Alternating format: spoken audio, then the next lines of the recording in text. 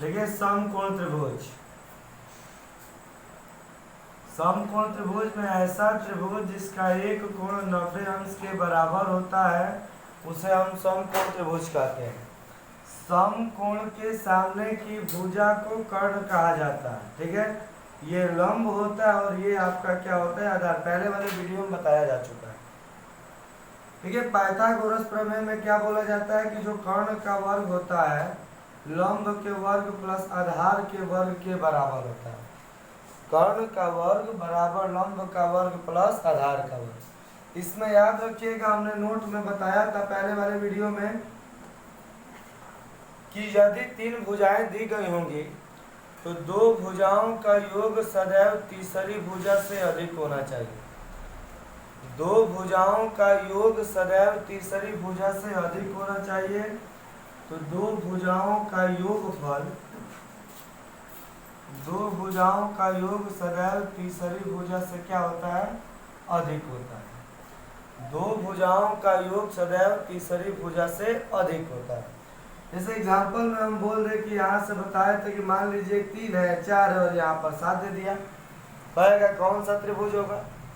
आप लोग डायरेक्ट बोलेंगे कि 3 है, 4 है, 7 अलग अलग भुजा बा तभी समबाहु त्रिभुज है। लेकिन ऐसा है कि कोई त्रिभुज होगा ही नहीं। कारण है 4 3 7, 7 बराबर 7 कभी होगा ही नहीं।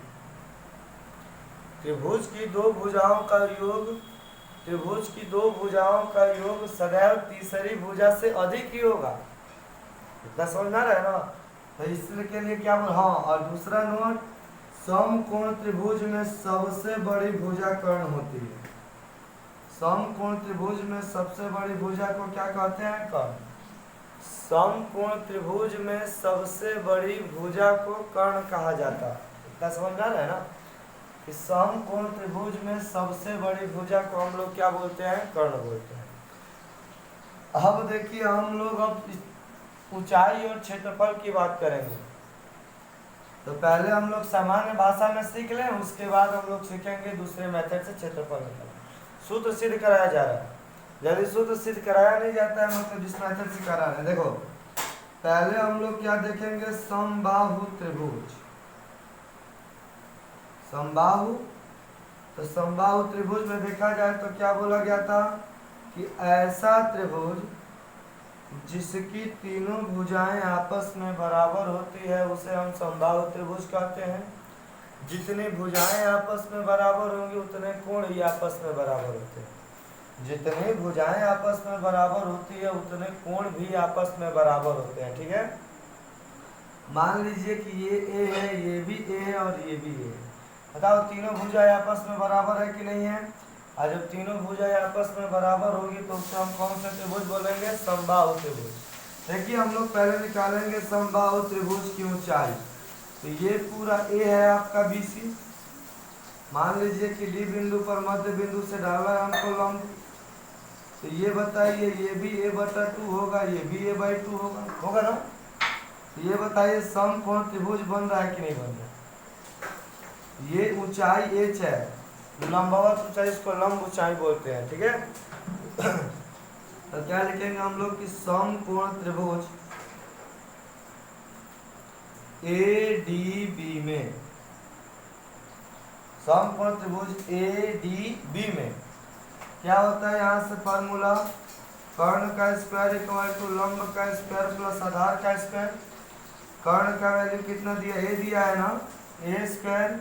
लंब का वैल्यू देखिए यहाँ पर h दिया है, यहाँ पर h है तो यहाँ पर h² प्लस आधार कितना है, a/2 का होल स्क्वायर। देखिए तो क्या लिखेंगे यहाँ से हम लोग कि समकोण त्रिभुज ADB में फार्मूला आप लोग जानते हैं पाइथागोरस प्रमेय, कर्ण का स्क्वायर इक्वल टू लंब का स्क्वायर प्लस आधार का स्क्वायर। कर्ण का स्क्वायर इक्वल टू लंब का स्क्वायर प्लस आधार का स्क्वायर। ठीक है, कर्ण कितना a है ना, a² इक्वल टू देखिए लंब h है, लंब यही है ना, लंब ऊंचाई। यहाँ पर h² प्लस a/2 का होल स्क्वायर। ठीक है इतना कहीं दिक्कत है किसी को, आधार a/2 है ना है। बोला है ने प्लस बतेने आई था माइनस ए स्क्वायर बटा दो दूना के 4 equal to H square equal to 4 एकम 4 4 में से गया 3 ए स्क्वायर बटा 4 इन्हें वर्ग है तो इन्हें वर्गमूल निकलेगा ना। यहाँ से ए करणी में 3 बटा 4 का वर्गमूल 2। तो याद रखिएगा ये जो फार्मूला होता है समबाहु त्रिभुज की ऊंचाई होती है। क्या होती है? समबाहु त्रिभुज की ऊंचाई। समबाहु त्रिभुज की ऊंचाई। कोई दिक्कत है किसी को? दोबारा से समकोण समबाहु त्रिभुज में बोला गया कि वह त्रिभुज जिसकी तीनों भुजाएं आपस में बराबर होती है उसे हम समबाहु त्रिभुज कहते हैं। बताओ तो यदि हम ऊंचाई निकालना चाहें त्रिभुज की तो बीच में से लंब डाले कहीं से निकाल सकते। आप यहाँ से भी हमने एडी पे डाला, ए से बीसी पर लंब डाला तो ये ऊंचाई आया।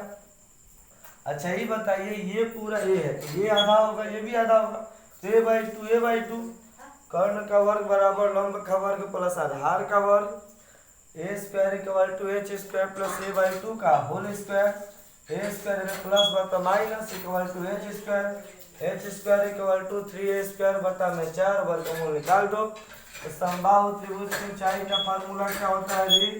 h इक्वल टू ए करणी में 3/2 h इक्वल टू ए करणी में 3/2। अब बताइए हम लोग त्रिभुज का क्षेत्रफल जानते हैं ना? त्रिभुज का क्षेत्रफल क्या होता है? 1/2 गुणे आधार गुणे ऊंचाई। एरिया यदि हम समबाहु त्रिभुज का क्षेत्रफल निकाले तो 1/2 आधार देखिए पूरा होना चाहिए तो ए है ना इंटू ऊंचाई का मान देखिए यहाँ पर आया है ए करणी में 3/2 ए इक्वल टू देखो ए में ए से गुणा करोगे ए स्क्वायर करणी 3 हो गया 2 दूनी के 4 तो ये आपका समबाहु त्रिभुज का क्षेत्रफल होता है। ठीक है तो समबाहु त्रिभुज का क्षेत्रफल क्या होता है जी? ए करणी ए स्क्वायर करणी में 3/4। समबाहु त्रिभुज का क्षेत्रफल क्या होता है? ए इक्वल टू ए स्क्वायर बटा 4 करणी 3 या ए स्क्वायर करणी 3/4। समबाहु त्रिभुज पूरा समझ में आ गया होगा। अब हम लोग पढ़ेंगे समद्विबाहु त्रिभुज।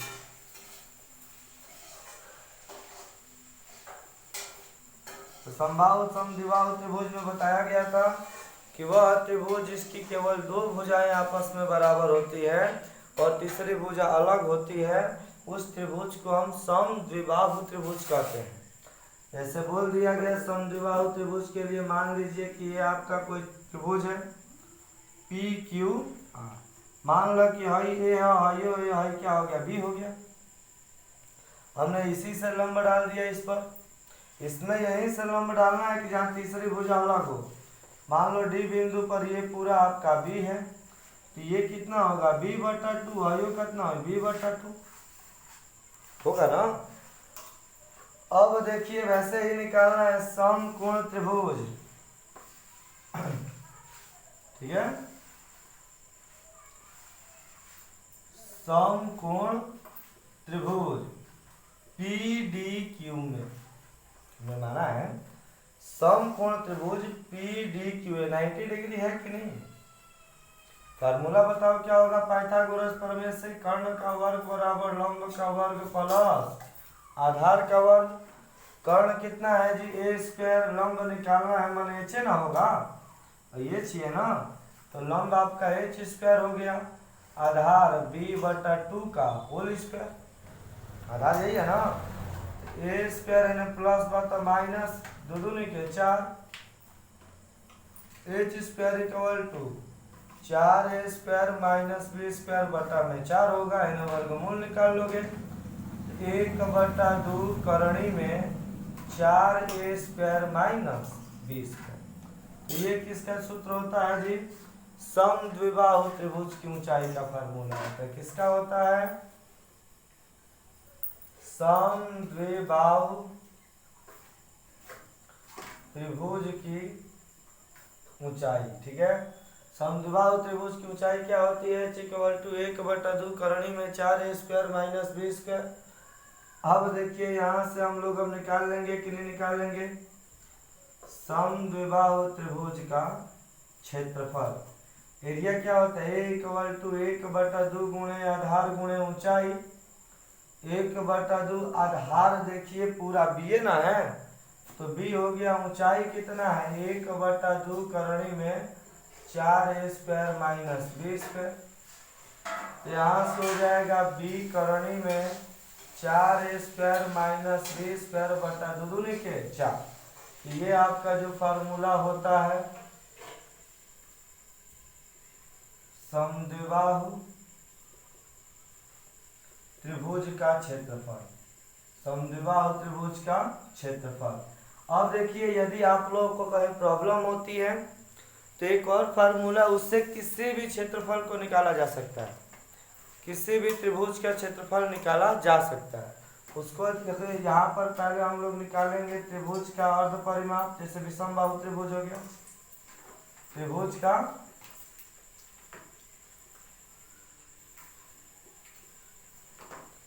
अर्ध परिमाप। मान लीजिए कि 3 भुजाएं दी गई हैं A B C. A C equal to क्या होगा, A plus B plus C बटा में 2, जहाँ ए आपका अर्ध परिमाप होता है। परिमाप का मतलब होता है कुल भुजाओं का योगफल। परिमाप का मतलब क्या होता है जी, कुल भुजाओं का योगफल। A C equal to A plus B plus C by 2। अब देखो यहाँ से हम हीरोन्स लॉ लगाएंगे, हीरोन्स का सूत्र, हीरोन का सूत्र ए बराबर क्षेत्रफल निकालने के लिए यूज होता है। त्रिभुज का कैसा भी क्षेत्रफल हो हम इसके फार्मूले पर लगा सकते हैं। फार्मूला होता है S into S minus A into S minus B into S minus C. A क्या होता है, ए बराबर करणी में S into S minus A into S minus B into S minus C, जहाँ एस तो जान चुके हैं, ए बी सी त्रिभुज की क्या होंगी जी, भुजाएं होंगी। ए बी सी त्रिभुज की क्या होती है, भुजाएं। ए बी सी क्या है, त्रिभुज की भुजाएं।